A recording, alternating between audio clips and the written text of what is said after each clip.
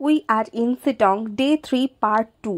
Orchid বাগান থেকে বেরিয়ে আমরা চলে যাই একটা স্পটে যেটার নাম হচ্ছে তিনচুলে। এখান থেকে 3টে পর্বতের মাথা দেখা যায় বলে এটার নামকরণ করা হয়েছে তিনচুলে, এবং এখান থেকে তিস্তা ভ্যালিও দেখা যায়। আর দূরে যেখানে দেখতে পাচ্ছ ওটা হচ্ছে কালিম্পং শহর।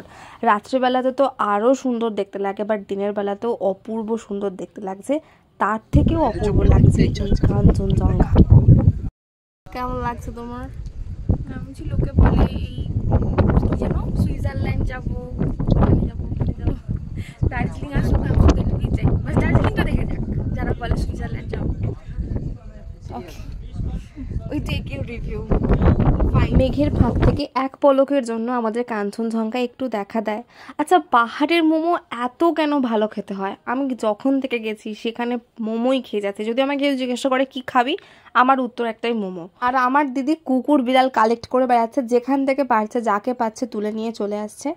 ওখান থেকে বেরিয়ে আমরা সোজা চলে যাই লামাহাটা ইকো পার্কে।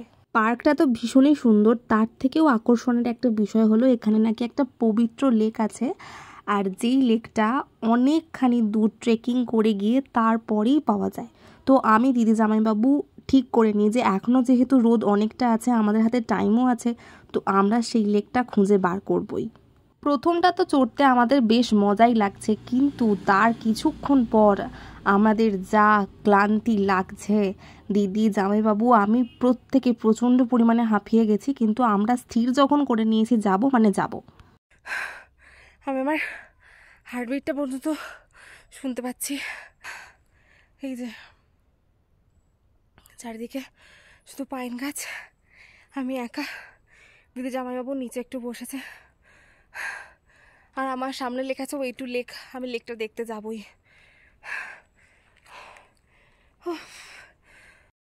দিদির হার্ট রেট ভীষণ বেড়ে গিয়েছিল, তাই ওরা একটু আস্তে আস্তে আসছে, আর আমাকে বলেছে তুই উপরে যা, গিয়ে দেখ, যদি কিছু দেখতে পাস তাহলে আমাদের ডাকিস।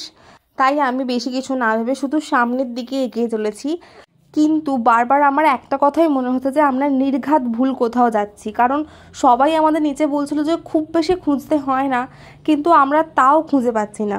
তবে লেকের দেখা পাই না পাই, এই যে দৃশ্য আমরা দেখতে পেয়ে গেছি এটা স্বর্গীয়।